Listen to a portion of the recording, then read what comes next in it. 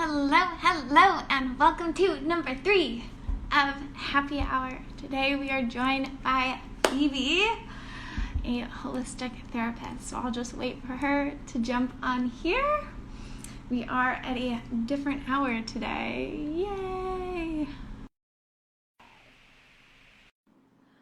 Is it going? Is it going? Waiting. It's always that patience game. Hi! Hi, how are you?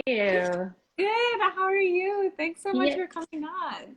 you're welcome. So welcome. It looks dark where you are. Oh yeah, it's about 6 p.m. here. But my apartment always looks so much darker than it actually is. Like there's light outside, but Yeah, yeah, it's yeah. Not a evening. lot of light. Yeah. I'm like, whatever. But how are you? Amazing. Yeah, good, thanks. It feels like a Monday, even though it's a Tuesday, because we had bank holiday yesterday. So, Oh yeah. I forgot. So you yeah, guys had bank holiday and then America had Memorial Day. Memorial Day. Yeah. So I So think we've aligned our holidays together.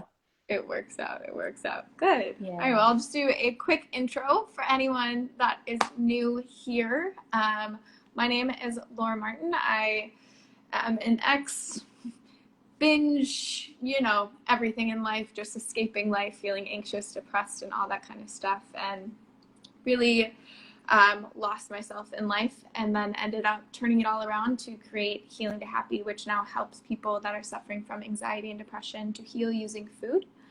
But it wasn't too long ago that I remember feeling just like lost and down about like the weight of the world, and really, really took it out on my body and didn't understand that like I wasn't broken. It was just the system that I was put into, and really kind of abused my way through that. And then through many failed attempts and lessons learned, I now help people heal themselves to happy, understanding food and inflammation and all that kind of stuff behind it. And the reason I have created this happy hour is just to bring people that have brought light to this world, that have inspired me, that are kind of on the same mission of just really giving people a breath into this world and just being like, it's okay to feel what you're feeling and to navigate through. And that is something, Phoebe, you are doing so beautifully. And like, my friend sent me your profile and I was like, oh my goodness, like it's just such a nice light to this space. And so Mm. um, if you are someone that is just starting out in their health journey and healing journey, you're in the right place. If you are someone that has tried it all and you're just at your wits' end, you're in the right place. So I'm so, so happy to be joined by you today. And just everything that I was just like looking through your website before jumping on here, and I was like, it just feels like a soft hug. Like through the internet, Oh, it that's feels like such a nice. warm hug. That's such a nice comment. I only just redid my website, like being in lockdown. So, and I wasn't really even sharing meditations before lockdown. I like my first initial instinct, obviously, like I'm a holistic therapist and a yoga teacher. And my initial thing once we first went into lockdown is like, everyone needs my calm and everyone needs my stillness and just that reassurance that everything's going to be okay. So I put a meditation out on my IGTV, and it kind of, not that it went viral or anything, but then I just had a lot of people reach out to me in my network and like brands that I had worked with my activewear brand, which is like a separate life, um, reach out to me. So in like the matter of weeks, I have done like a 25 live meditations on like lots of different brands, from Deliciously Ella, who has 1.7 million followers, to a big fashion account, Who What Wear, to I can't even like they're all just kind of go blurry at the moment, but it just really opened this opportunity to heal people through meditation. So my account even jumped like 6,000 followers in this like 2 months time, which is just crazy. But it's just really been a blessing to be able to help hold space for people that are feeling anxious and uncertain in this time. And not everyone has the privilege of being able to afford therapy and afford to being able to dive a little bit deeper into like emotional baggage and storage, and even just traumas that we don't even think are traumas, that are stored in the body. So I've been trying to create these meditations to be able to create containers to hold space and dive a little bit deeper into, you know, emotional healing and And you do well-being. that so beautifully. Like every single time, it's just like the stillness and the calmness and the energy that you bring. It's so very much needed. Like right now, but always, you know? Yeah. But yeah, I want to learn more about actually. So you went to Embodied Flow with one of my friends, Claire. She saw that you were coming on here and she was like, wait a minute. She was the Yeah. So first guest that I had on this, actually. And no I was like, way. really? So yeah, so Claire and I did somatic therapy together in Bali last year, the year before. I can't remember. It's all kind of. Yeah. So she was a teacher in Thailand, Yeah. So she was, right? Is that how you connected? yeah.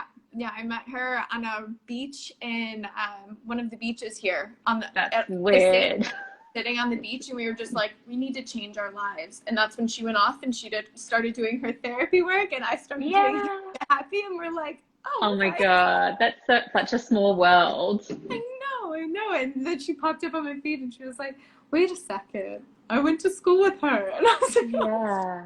the digital I space. mean, it's just amazing how when you start on this journey and this path for healing, that you know the people that are on that path then just come out of the woodworks, Oh, yeah. like that you may have not even known that we're on the same path as you, and Oh, it's a yeah. beautiful coincidence. Always. It's always, I like Yeah, the way you said it too. It is just like it's an alignment, right? yeah, yeah, But yeah, so tell definitely. us about your journey. What kind of, I know you went from marketing and the whole luxurious fitness, Yeah. wellness kind of stuff, and now you kind of made your own thing. So how'd that come about? So graduated university with an international business degree, worked in finance for a year, obviously decided that was not for me. And then I went into a various, lots of different roles, marketing, digital marketing, when Facebook arrived, when e-commerce arrived. I'm about to turn 37 next year, so it's like definitely been, you know, a big expansion onto the online world. And then I reached kind of rock bottom, or hit rock bottom, after being broken up with, just about to turn 30. I quit my job to go traveling with this guy. And then we got back after holidays and he broke up with me. And just like I had no money saved because I was starting up my own business, and it just kind of, I was sleeping on my sister's couch with no money, no anything, no house to live. So I was pretty kind of reached rock bottom, where I kind of, the only thing that was getting me through this period was like a bedtime meditation. So I could sleep. And then also it led me onto a journey of going to therapy and that kind of thing. And I kind of it was just at the start of this. I didn't end up studying to be a therapist for, you know, another 4 or 5 years, but it was the search and the seeking out of like wanting to have that peace, and being able to access that peace when, you know, things got rocky. And so I then, maybe 6 months later, bought a one-way ticket to London and became a yoga teacher. And instead of working corporately, I kind of created my own marketing agency. So I was freelancing for lots of different wellness products. And all along this journey, I was studying embodied flow. So I enrolled in 500 hours of training. This is on top of my original yoga teacher training. And then that kind of led me down this path to, healing on a one-to-one level. Like as a yoga teacher, you have the ability to heal, you know, through your sequencing or the quotes or the philosophy that you share. But I really wanted to have the tools to hold the space for people that were coming up to me after, like, you know, going through divorce or miscarriage or, you know, continual anxiety. And I wanted to be able to hold space for people to do that. And that's what I was able to do with all of these different types of trainings. So that brings you to kind of today. That's incredible, though. And I think something that is quite common, right, is when we think something's a rock bottom, it's actually like a soft awakening. Yeah. Yeah, and always. there's nowhere to go. And what I say to some of my clients and even friends and family is like when you're at rock bottom, there's nowhere to go except for up. Mm, So knowing that, it kind of is like, okay, well, it's I can only grow from here. I can only go up from here. exactly. Um, and And so without how, those, go ahead. yeah, and I suppose, and without those rock bottoms, you can just kind of breathe through life, not really uncovering what your true essence is or what your true calling is. You kind of just like, well, everything's fine and it's okay. Like this boyfriend is okay and this job is okay, and you just are happy with the mediocre kind of existence. Whereas I think when you reach rock bottom or you go through these really traumatic periods, everything is stripped back from you. Like everything that you thought you were, like this title in a job or, a person that makes your identity, everything is stripped back from you. And you're just left with this like raw, vulnerable soul to kind of figure out what your path is in this lifetime. I think that's so powerful because even when I've started working with clients and I'll ask them just like, what do you think your purpose is? And all this kind of stuff, they're like, I don't really have one, but I'm okay with that. And I'm like, Mm.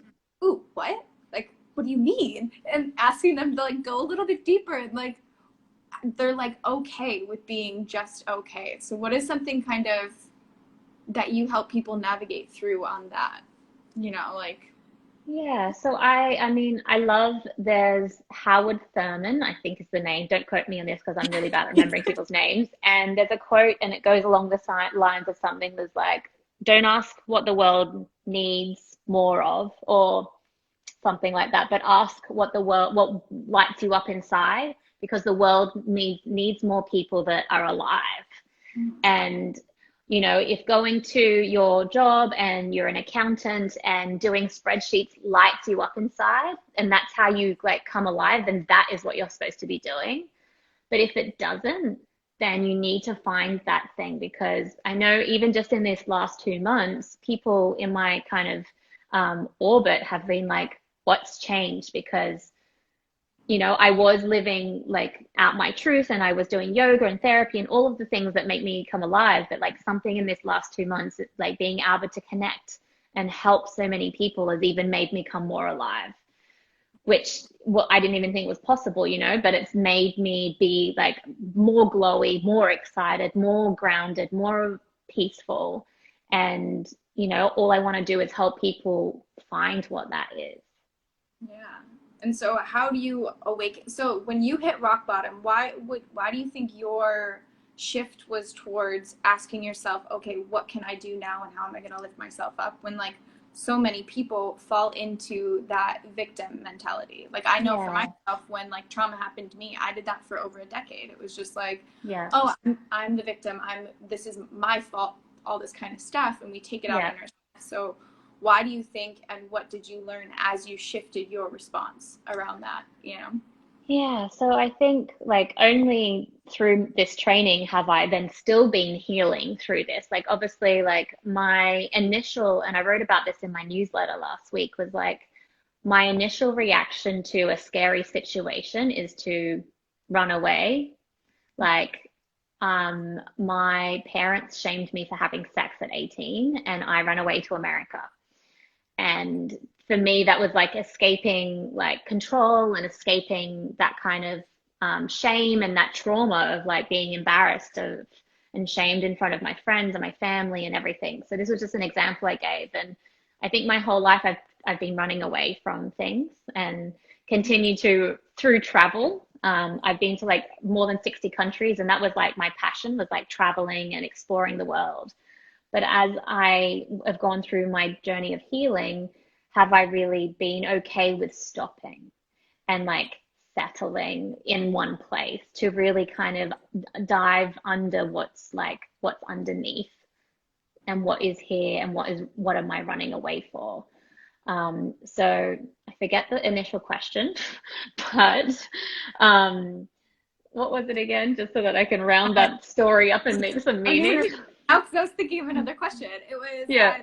thinking through as opposed to playing the victim mentality. Yeah, so then that has then led me on to shifting my perspective rather than being the victim in a story. And I don't know if you've ever done this in a therapy session. It's like, can you tell me, like, first of all, I get people to tell me their story through the victim eyes, because that's how we see, that's how we've been taught to play out in our lives. And then I ask them again to then, can you tell me that same story when you're the hero? Like, that you survived, like that you championed through this, that you faced those challenges and you're still here today to tell the story.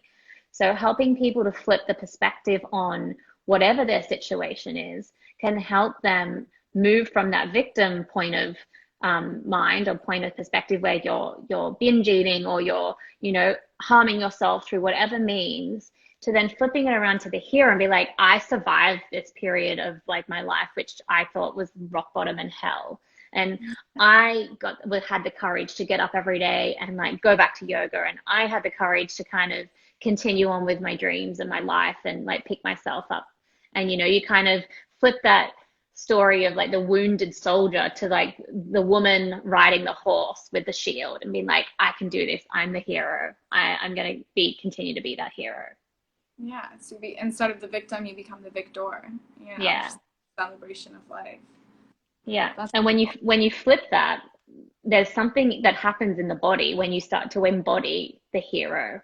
And that can also give you just the necessary kind of motivation to continue on and make better choices and change things. That's kind of what I want to touch on now, is like, what is holistic therapy and how because you did touch on saying like overeating and kind of all of that stuff, how we take it out on our body. How do those two things go hand in hand? Yeah, so I suppose when we don't stop to understand what is happening in our body. So I look at the body as the three brains. The brain that like where we think and our thoughts come in, the brain that's in our heart, like how we kind of relate to other people and love ourselves, and also the gut. So the gut is the most powerful center of the body. It's the first thing that is created in a baby from the mother. So the umbilical cord from the mother extends out and then reaches into us and us being grown. So it's the first place we learn how to think. It's the first, before we even had a brain, it's the first place where we receive nutrients. So we're at the first place where we receive anything that's bad that's happening. Like, that's their first point of call. And so rather than getting my clients to talk about like what they're thinking and what the thoughts are, because you can go on like a broken record and it just goes around and around and around and you keep playing on that story. That instead is like, I take the people back into their body and it's like, where are you feeling that? And going back to that felt sense of, every thought we have or every memory or trauma we have been through, we have a distinct place in our body where we store that memory. And the holistic therapy with somatic, soma means the living body, is that we go into the living body to find where the living memory is or the living trauma. And often or not, it's not, we don't stop. Like, I know, and I do this often anyways now, like say if I'm having a crappy day or I feel crappy, my first reaction would be to go and like get a block of chocolate and then like get a bag of crisps and then spiral into that kind of cycle that's not great for me. It's not going to make me feel any better, but it's hiding and masking what I'm really feeling. So then what I often will tell my clients and myself to do as well is like, can you go and take yourself away from the current situation and sit and meditate? Or, it may be that you go for a walk with no phone and no anything, and you just like let yourself breathe. So breath work, meditation, to allow yourself to feel what you're feeling and not attach to the thoughts and not attach to the story. So for an example, I could be like, I feel really angry and frustrated and sad and angry and, and all in the one moment. And it doesn't mean that I'm broken. It doesn't mean that I have to fix it, but it's just like there's a lot of stuff going on. And instead of masking it with like, drinking or food or sex or, shopping, that I really allow myself to sit in stillness and hold space for whatever is here in my body.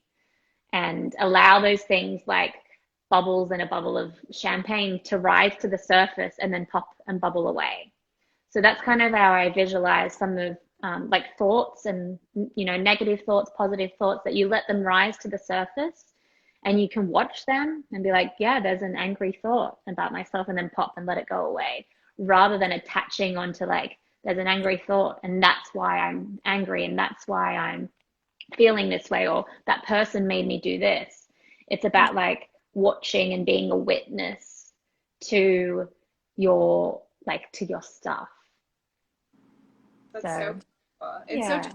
It's the story that we tell ourselves, right? And it's the identification that we have with a negative thought pattern or a negative feeling. We started the conversation right around shame. Like there's so much shame that comes around having a negative emotion or being angry or doing this. When you look at even when it starts as kids, right? Like when a kid is having a temper tantrum, there's that beautiful video of that father that's like sitting there and he's like throwing the temper tantrum and he just holds space. Like I was like, oh my God, my soul. Like that was perfect for how you do that. But how often are we doing that for ourselves, right? Because usually it's such a common nature that we feel a negative emotion, we drown it out through food, we drown it out through alcohol, we drown it out working out, all these kind of things, which is fine.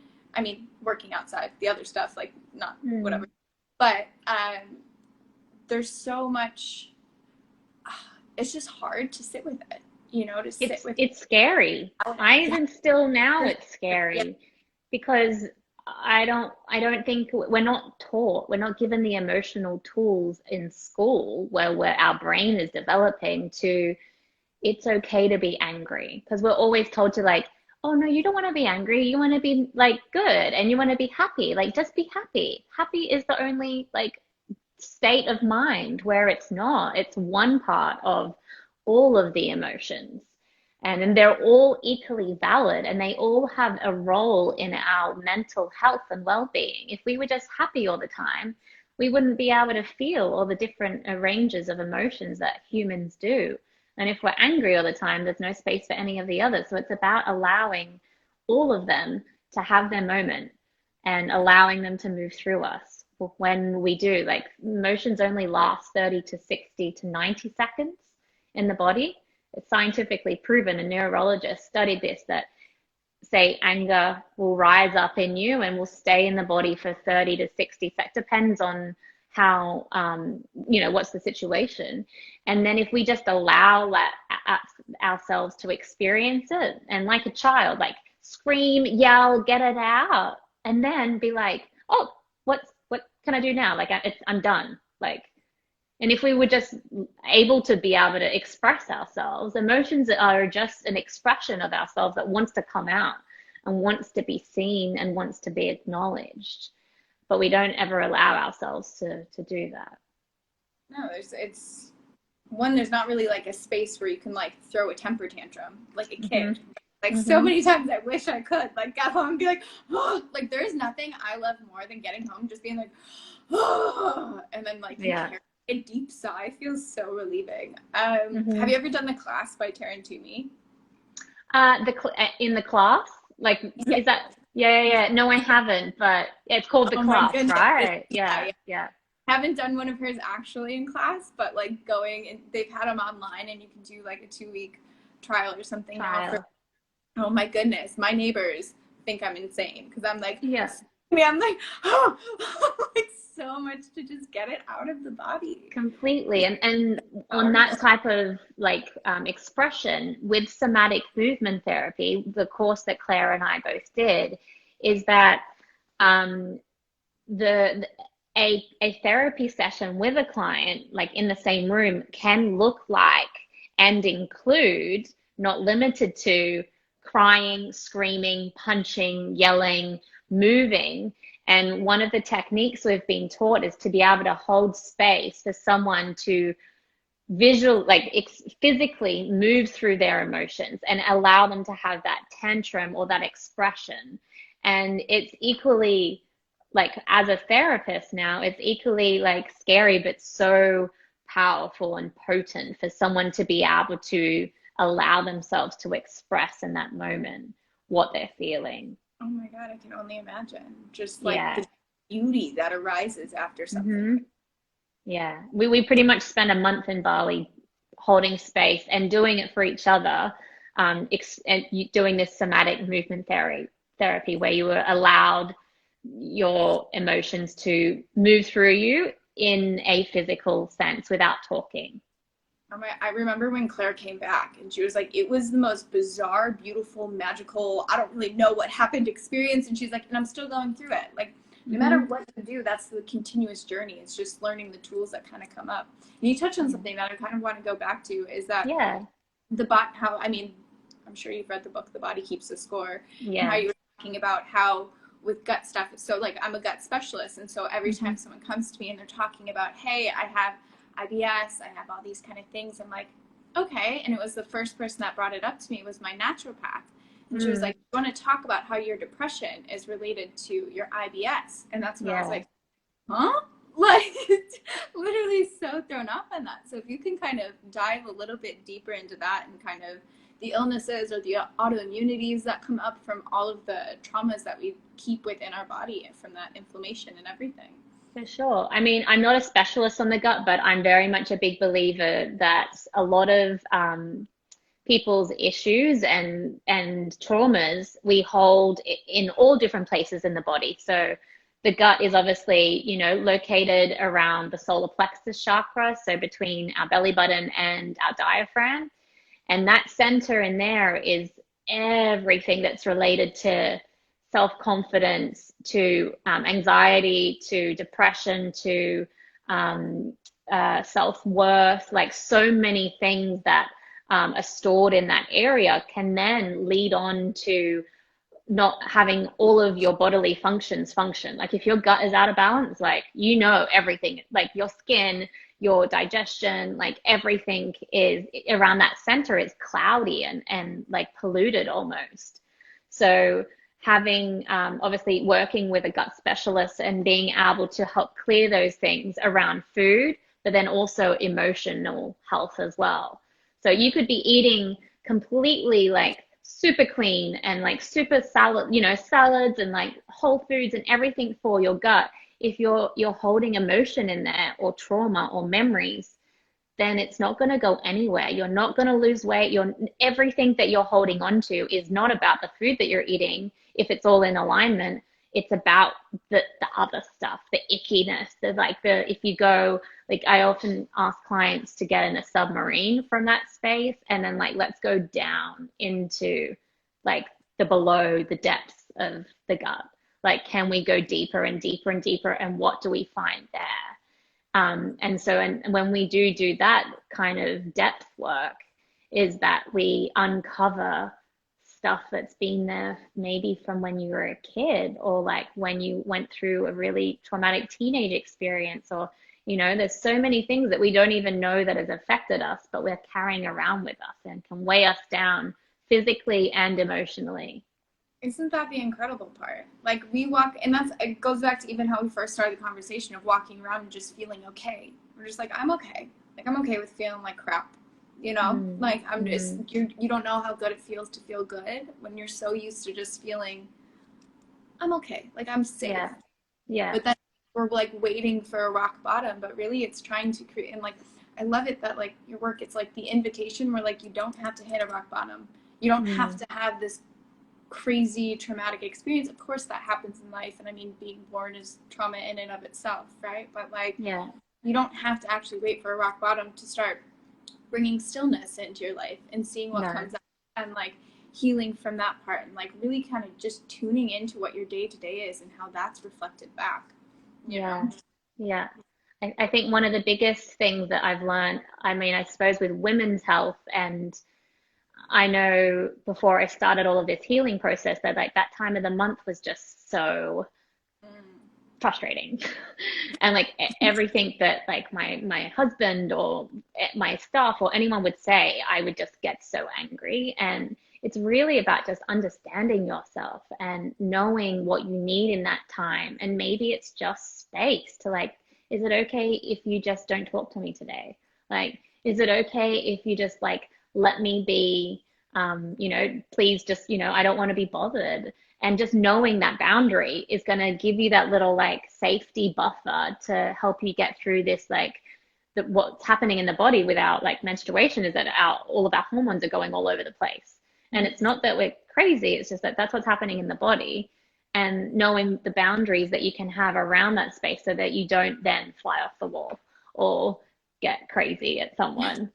And so that's just like an example of just being able to learn how to better understand yourself and learn how to and then when you're going into the world and whether it's starting a business or a relationship, understanding yourself more is only going to empower you to understand your relationships better, to understand your clients better, to understand the world better and how you fit into it. And so that's kind of my one biggest thing for people, is that you don't have to be broken to have therapy or meet with a specialist or work with someone that's working on the healing space. Is that I still continue to have therapy, and I still am so interested in and just about understanding myself better, because when I understand myself better, I'm at peace with myself when these emotions rise up. When I get frustrated, I'm like, okay, my boundaries around this is that I need to sit in stillness by myself to just understand what's going on. And I think that's the biggest blessing that we can have when you do therapy or sit with an expert, to understand yourself better and understand our bodily functions that we're not taught anything about, like how to understand how these organs work and what emotions are stored in these organs and how they govern the functionality of our bodies. And it's like a shame process we have about the organs. Like we don't talk about digestion and like all the weird, like the body is weird and what it does. And we're like, no, we can't talk about that. They don't know that. And we're like, no, every body is super weird. Completely. And when you kind of figure that all out and navigate through it and have a conversation, right? But that conversation comes from the conversation you can have with yourself, and how honest are you, and how do you even have this curiosity about yourself, or is it really you just go from day to day of getting home, going through this routine, watching Netflix, masking and doing all this kind of stuff, or are you actually able to hear like, hey, maybe that 6 cups of coffee that you're having every day and the anger that you're feeling and that fire inside of you and like all this kind of stuff, maybe that's a little bit point of leaning in. And I saw someone actually wrote in the comments of what would be a stepping stone. I don't remember word for word what it was, but a stepping stone for going deeper. How would you kind of invite someone into that conversation? Yeah. My first thing is just noticing the body, noticing things that come up for you regularly. And like the most perfect container for that is meditation. And because it's in a committed time to being still. And I don't look at meditation with like, I need to sit there with my like hands like this and I'm going to be peaceful and everything's going to be like, I'm going to be levitating. It really is a commitment to myself, like going to a workout or doing something healthy for me. It's like, I'm allowing this time to check in. And that's it. Like, just like, I'm just going to check in with what's here. And some days it's like, there is so much going on and it's like, okay, I'm just going to hold space for all this busyness and allow it all to bubble to the surface. And when you do start meditating the first few years, it's fucking scary. Oh my God, like there's like so much stuff going on. Seriously. But like anything, like practicing, like yoga, like anything that you become better at, that you learn this skill to just hold space for the stuff. And you learn to not attach to the thoughts. And so that like then you can take the skills from the meditation out into the real world, is that when you have an argument or when something comes up with you, like an emotion, you be like, oh yeah, I know what this is. I'm angry and that's okay. It's not like I'm angry and then I'm going to do this and then I'm going to say something nasty and then and then you spiral. It's more about holding the space for my emotions, all of them being valid. So meditation is, I would say, the best way to start to lean in and tune in.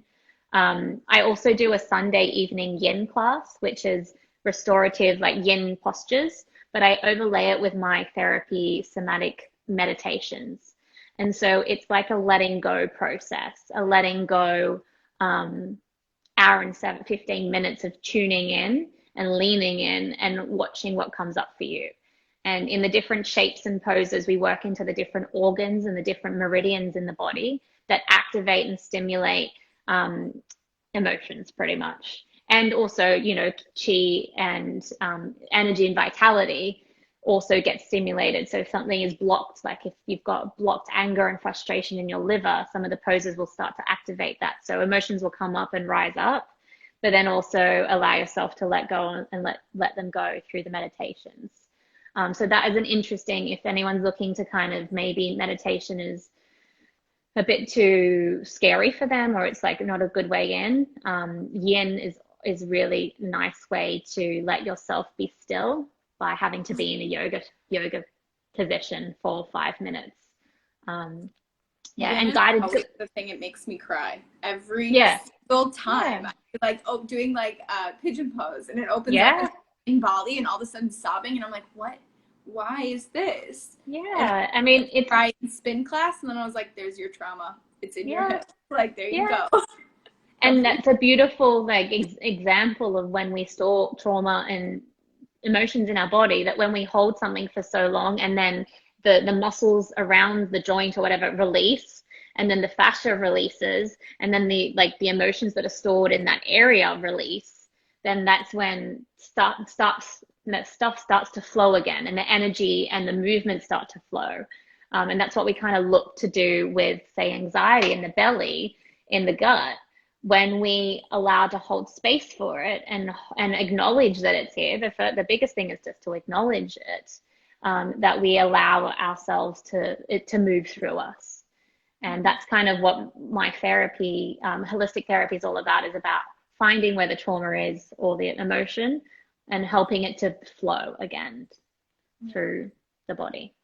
And that's, I want to say one thing back that was really like big for me was when I first started meditating, that was something that was really intimidating. It was scary. And I would always like look at my brother, and he would be like looking off into the distance and like this whole thing. And I'm like, what you thinking about? And he's like, nothing. And I'm like, what do you mean?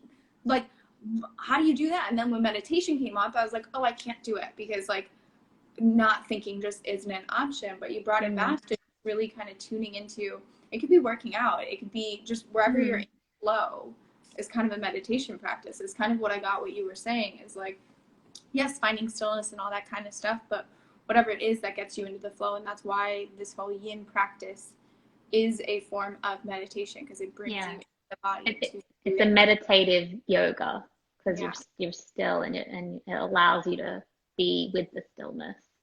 it's beautiful. It's beautiful. There is someone that is asking about acid reflux, good tips for reflux. Do you have any tips on that?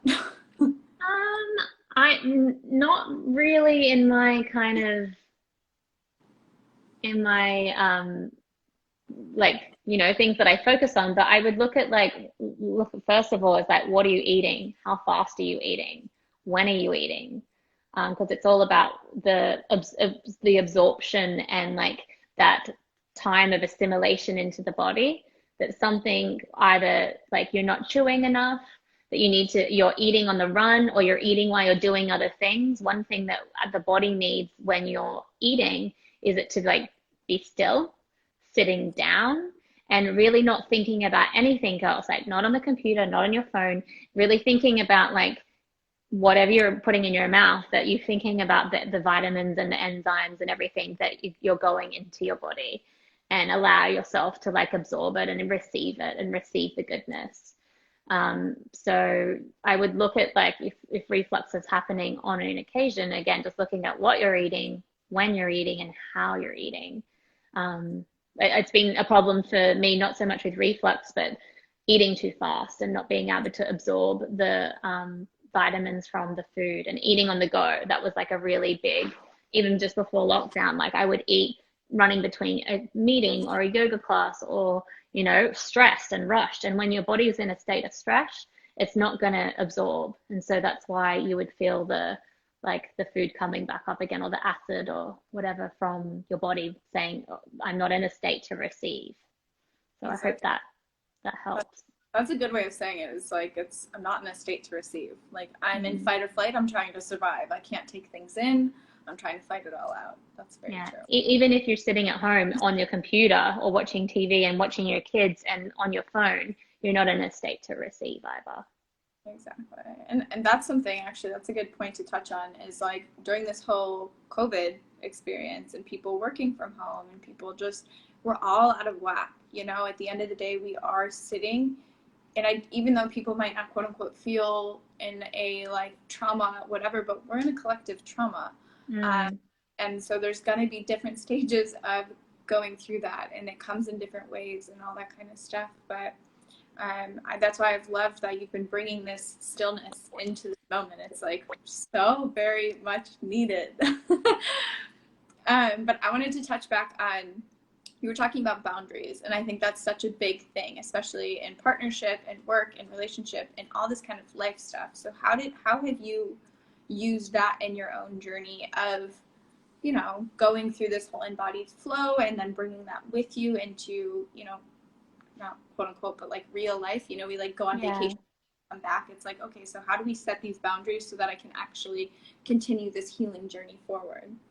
Yeah, I suppose actually when I was on the last course, the most recent course that I did, I like was turning up to the practice every day and was angry and frustrated because I didn't get to wake up and do my own movement like a yoga or I'm very, if you've ever looked into human design, Mm-hmm. I need to move. Like my energy comes from the sun. Like the sun, like I need to move. And so I was waking up because it was starting at 6 a.m. So wake up and then you go down to an hour of meditation with no movement. And then we would go into an hour and a half of a emotional movement therapy session. And then we would have like a coffee break. So it was like, this is when like I started feeling this anger and frustration rise up. And my teacher was like, what's up with you? And I was like, I'm just really angry that I don't get to move. And he's like, well, why don't you get up early to do that? I was like, I would, but I'm like catching up with friends in the evening from the course and like downloading. And so he's like, okay, cool. Maybe you need to shift that up. So I then the next day from that then would didn't go out to dinner in the evening, would have dinner at like 4:30 in the afternoon, like in our afternoon break. So then after the course finished, I would go home to the hotel, be able to catch up with emails of my staff back in London, and then just like go to sleep early. So then I could get up an hour early to then move, and then I was just on fire, you know? And so it was hard for me at the first because I'm such a social person, saying no to connecting to friends and people in the course. And so the next couple of days, then my teacher came up to me and was like, what's changed? I've seen you being here early, like you're in a good mood. And I'm like, I just need to move and just need to have that time by myself. So then when I came back to London, I found it a lot more empowering to say no to lots more people and like no to events. No, this is, I knew what my non-negotiables were. Like I have to move every day. My husband's like, you're so crazy. You're like ballet bar and this and like spin and da da da. And I was like, well, when I move, I am happy. And so that was my non-negotiable. And also like 8 hours sleep is non-negotiable as well. So it's like I won't like I need to like nothing after 10 o'clock because I need that like 8 hours sleep. So, I mean, I'm 36 and it's only taken me to like 35 or 34 to actually realize what my boundaries are and what my non-negotiables are. So, like anyone listening, and when you start tuning into your body and feeling, frustrated or anxious about certain things, that's when you can start diving and be like, okay, why am I frustrated? Why am I anxious? What changes do I need to make in my life so that I don't feel this way? Or what space do I need to create so that I don't feel this way? And you can start to kind of piece together how that makes you feel. And then just acknowledging after it, once you have made those changes, being like, yeah, I like saying no, and I like having these little boundaries around me to protect me in this little bubble that, we don't often, we just let everyone in and do everything. And, So I think that was a pretty powerful, pivotal moment for me in the course, just to, and it wasn't even part of the course. It was just like something that came up for me. And then I was able to work through it and then said no for like the next 2 weeks to catching up in the evening, which was not like me. But I felt so much better for it. That's incredible. Through your own journey of like doing all of this like holistic therapy and healing on yourself, what have you noticed, like any relief in your body, like positions or like stomachs or like any of that kind of stuff that we touched on? But did you have anything prior to that that your body was keeping? So you mean like pain or ailments or lots of different things? Yeah, I mean, I feel like for most of my life I suffered with not IBS, but like bloating, like my whole life. Just like I'm always bloated. And only since like understanding my emotions better, and it was always like eat healthy all day and then like binge at night on a block of chocolate because I was stressed, rushed, frustrated, and then was on like a yo-yo kind of weight, not weight loss, but it was always like, always wanted to be lighter and always wanted to be skinnier. And I think in the last 5 years, noticing and understanding my emotions better, have I just kind of let go of that continual anxious and anxiety and worry in my belly about like, if I want to eat whatever, I just eat whatever. Like I'm very like just eat what my body wants. And if I want pasta, I eat pasta. If I want salad, I eat salad. If I want the chocolate, I eat chocolate. And in this last year of my like couple of years of my life, have it my body's just like, oh, thanks so much. Like, and it stopped being bloated and it stopped being holding on to excess fluid and water retention and all of those things that made me feel yuck in my body. And in just acknowledging the emotions when they're here and letting go of like trying to control the body. So really coming back to asking the body, like, what do you need?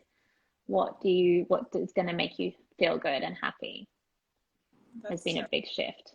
It's so true. It's when you learn to trust the body again, right? Like what is it, from like the early ages, we start to seek outwardly. Like we even go to Google to be like, why does my stomach hurt? And you're like, what do you mean, why does your stomach hurt? Ask yourself that. Like, yeah, all different questions. And we give up our power to these outside sources as opposed to just being like, you know what, I trust myself with, and that's coming up a lot with my clients as well, is like, now that we're home and our fridge is like right there, everyone's just like, well, I don't trust myself here, so I'm not keeping anything indoors, I'm not doing anything like that. And I'm like, but like when you trust yourself and you like love yourself and you kind of dive a little bit deeper into this, and you actually make yourself free, and it's okay. Like the body's one sole purpose on this earth is to keep you alive. If you support it, you answer its calls, if you are tuning in enough to drown out this noise that we have everywhere, to just be like, hey, I'm here and I'm listening. But we spend so much time drowning it out. You know, it's just so sad. So sad. Yeah, it's crazy. I mean, being in lockdown, I've eaten more than I have ever because I'm home and I have time and I'm preparing 3 meals a day, or, you know, whatever I'm eating is made with intention and love and like, and slowly, like I'm making hummus from scratch, like none of this store-bought stuff. And I've lost weight just being at home eating everything, you know?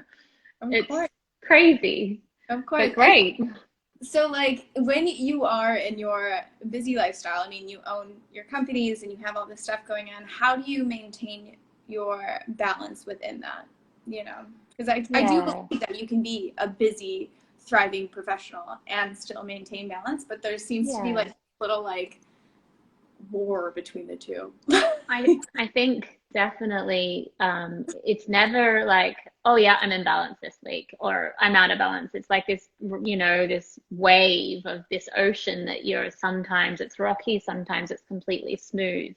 But like understanding the non-negotiables for my day and for my week, knowing that I need to move, knowing that I need space between meetings. So like, even this may not work for everyone, but like if I have a meeting at 9 and then I don't book something in at 10, because like I need that space to like absorb what just happened and to like prepare for the next meeting. And then like events, I try to like not go to too many a week, so just one, and that's it. And then also like you know, not putting any like, so I'm all over like London. Like I'll go and teach a private yoga lesson, and then I'll be in my office, and then I have to teach in the evening, and I'm kind of like all over the place. So making sure that I don't have to rush between meetings, because for me, cortisol in the body is really quite not a good thing for me. And I don't handle it well because I'm super sensitive. That if I can reduce the amount of times that I'm rushing, even if it's just like rushing to the tube, that's not like a stressful situation, but in the body, you're like not breathing very well. You're like, maybe if you're eating, you're not absorbing anything, and you're rushing and you're texting, then that's a state of stress for the body. So just I try to eliminate the times, the stressful times in my day by just taking more time. Just giving it a little breath of air. Yeah. Yeah. So what does your morning and evening routine kind of look like? So morning, again, being in lockdown has changed a lot. Morning, I would make a tea or a hot drink and go and sit on my sofa, and I would meditate. And I wouldn't give myself that time when we weren't in lockdown, because I would be like, your class is booked in at 6:30, and then I have to go there, and then I come back, and then I grab food, and then I rush off. So now, like, I feel like I have a really beautiful morning routine. So I would do that, meditate, then maybe journal, and then I would move. So either I would do an online class or just do some yoga. This morning I went for an hour and a half walk, like before 8 a.m. So, and that just set me up for like the space that I needed. So that was morning. And then evening routine is, you know, switching everything off, allowing myself to like not be on my computer, no emails, not eating too close to going to bed. So I really like an early dinner, and just allowing myself to settle, maybe do a bedtime meditation. That's been really powerful for me, being so busy in my day-to-day life, or feeling any, you know, if there's any emotions that are like really intense, that allowing myself to just let go and surrender into the evening of sleep, because sleep is so important for me.